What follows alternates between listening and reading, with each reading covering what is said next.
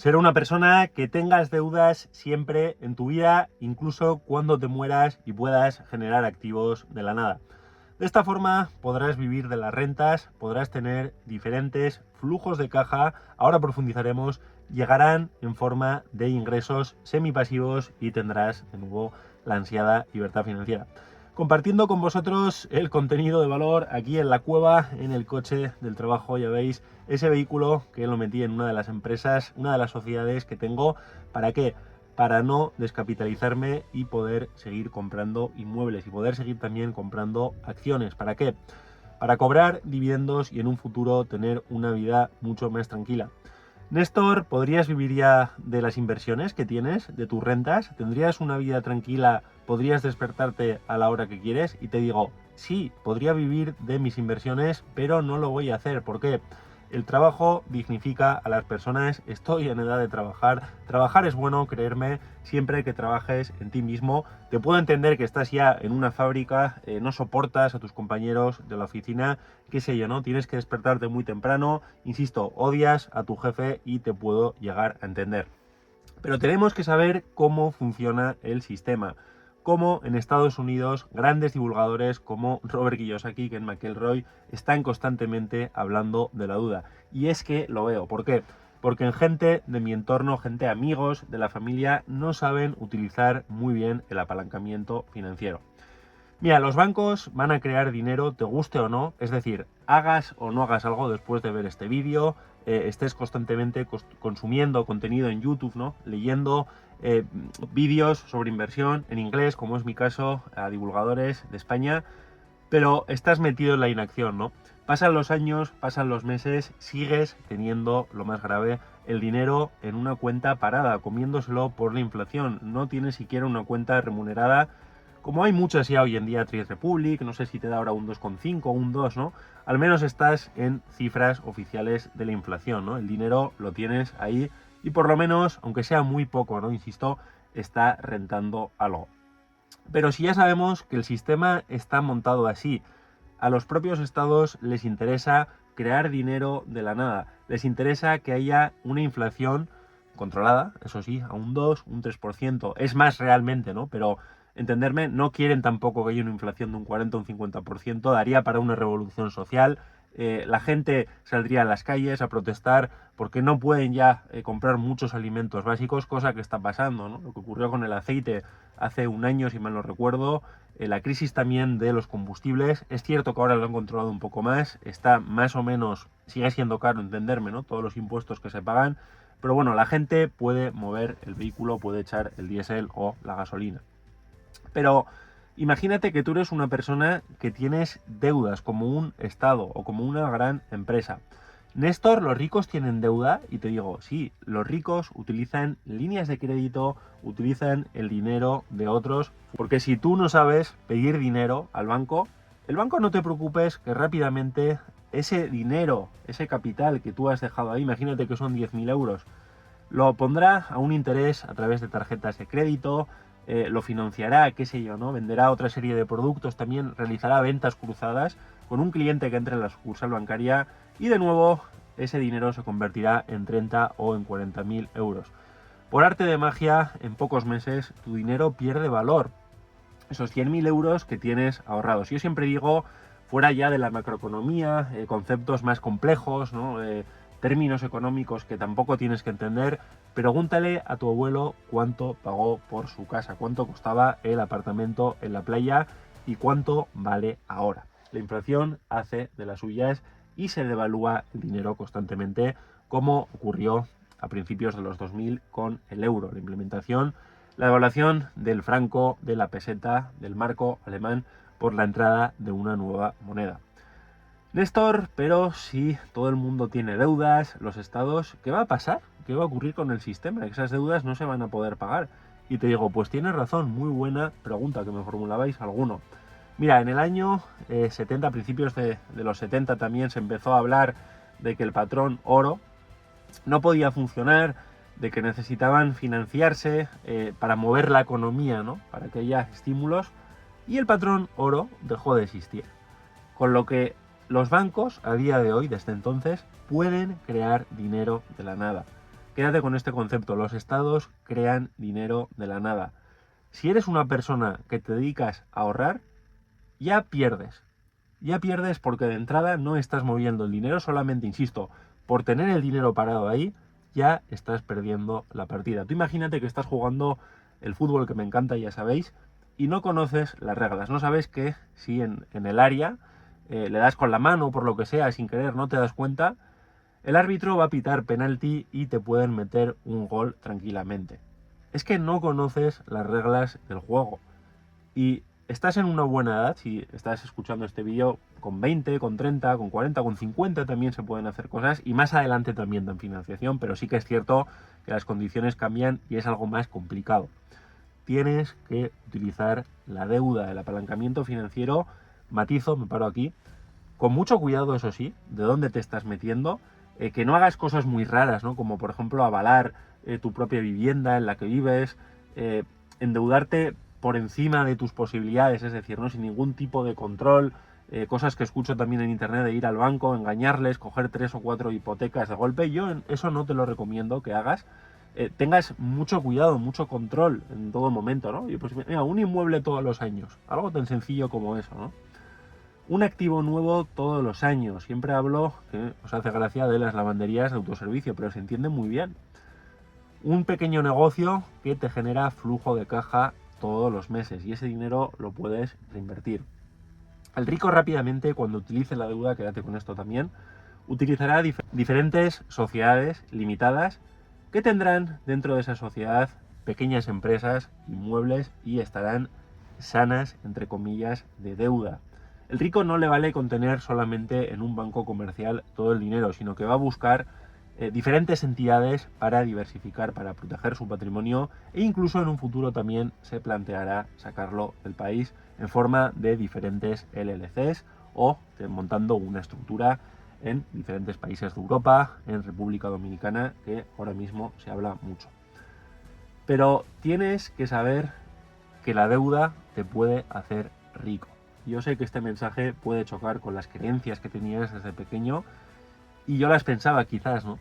De que tienes una deuda para pagar un máster, por ejemplo, estás estudiando.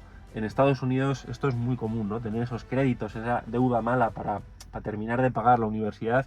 Yo no te recomiendo que lo hagas. Es verdad que si quieres ser médico, quieres dedicarte a la abogacía, qué sé yo, ¿no? Dentista, psicólogo, necesitas una titulación universitaria.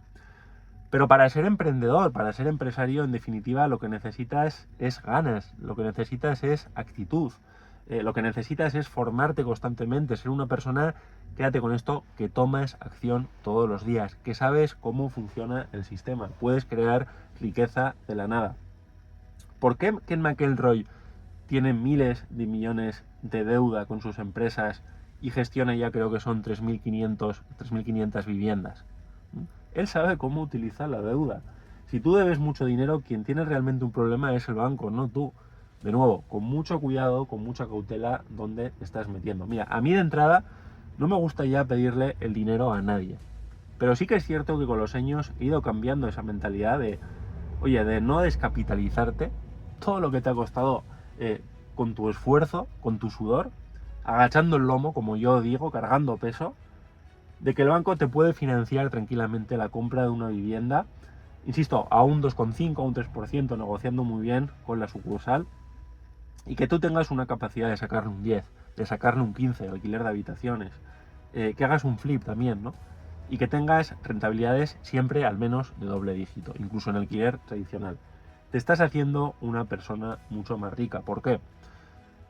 Esa vivienda se apreciará. Me vas a decir, Néstor, los pisos bajaron mucho en el 2008, en algunas zonas de España aún no ha subido. Te digo, tienes razón.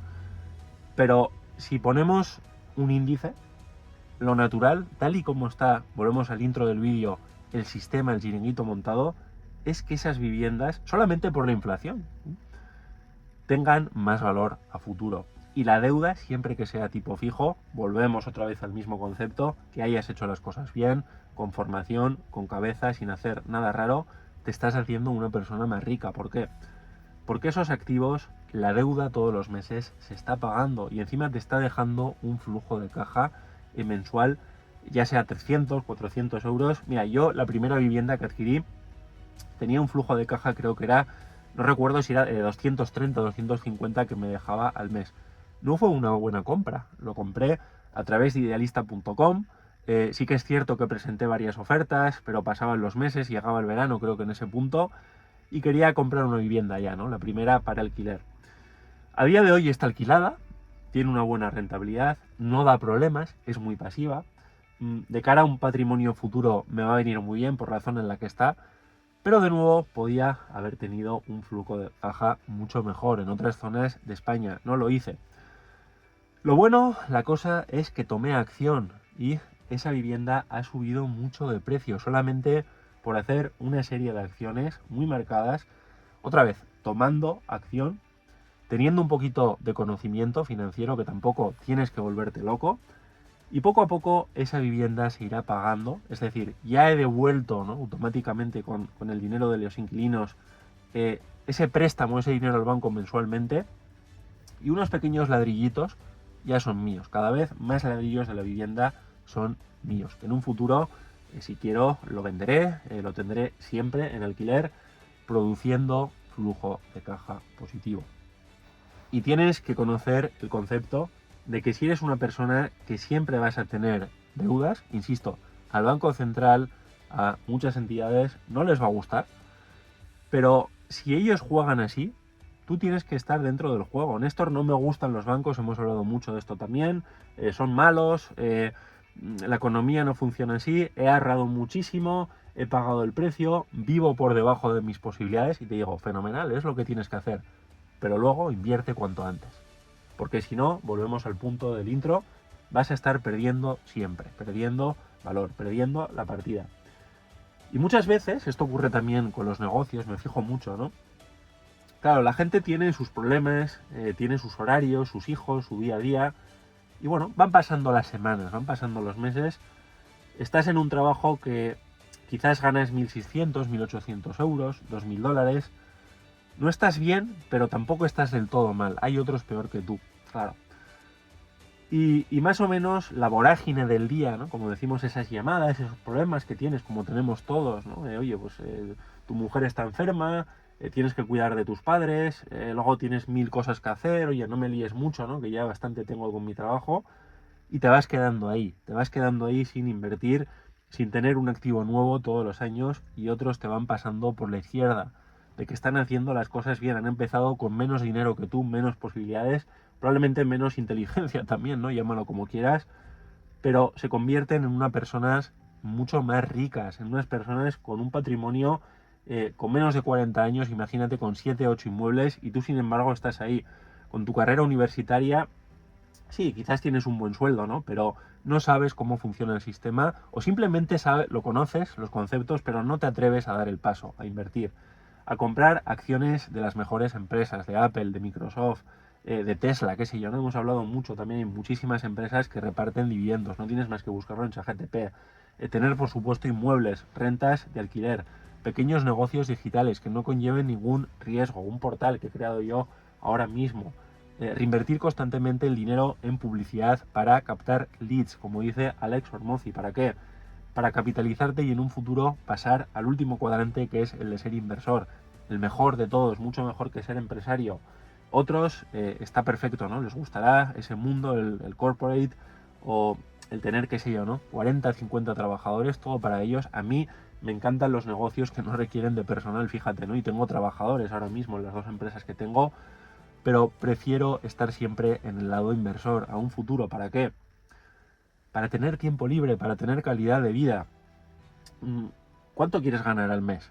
Y me vas a decir 6.000, 8.000, 15.000, 20.000, 30.000. Mira, llega un momento ya que el dinero que estés ganando, si mal no recuerdo, creo que eran 300.000 dólares al año. Ahora es cierto que quizás a raíz de la inflación habrá cambiado, pero quedaros con este concepto genérico de que cuando llegas ya a una cifra, que puede ser por ejemplo 7, 8.000, 10.000 euros, ya el dinero no te va a dar tanta felicidad, créeme. Puedes tener un vehículo mejor, cambiártelo, como yo he metido a nombre de la sociedad, un vehículo que está bien, pero no deja de ser un pasivo, entenderme. No vas a tener esa motivación por el dinero. La motivación llega por tener, bajo mi punto de vista, tiempo libre con tus hijos, poder cuidar a tus padres, hacerle una visita, qué sé yo, ¿no?, a tus abuelos los viernes a la tarde, que les queda poquito, estar con tu tía que se ha puesto enferma. Te dicen de ir, por ejemplo, a Irlanda, a la familia, y tú puedes ir porque eres una persona con poder adquisitivo, que has hecho los deberes financieros 5 años atrás, 6 años, 8 años atrás, ¿no? Trasládalo a tu situación personal. Eso es realmente la libertad, que la vida pasa muy rápido. Todos empezamos con las empresas, con los negocios, en un trabajo nuevo, ¿no? La primera semana, claro, intentas hacerlo todo bien, que el jefe te vea, ¿no? Tienes interés, preguntas, pero luego es algo muy humano, es algo natural, de que todos poco a poco vamos perdiendo energía y de nuevo la vorágine del día te va comiendo. Y todo empieza ahí con el uso de la deuda. Muchos millonarios que se han hecho a sí mismos, los self-made millionaires, que han utilizado constantemente el apalancamiento financiero.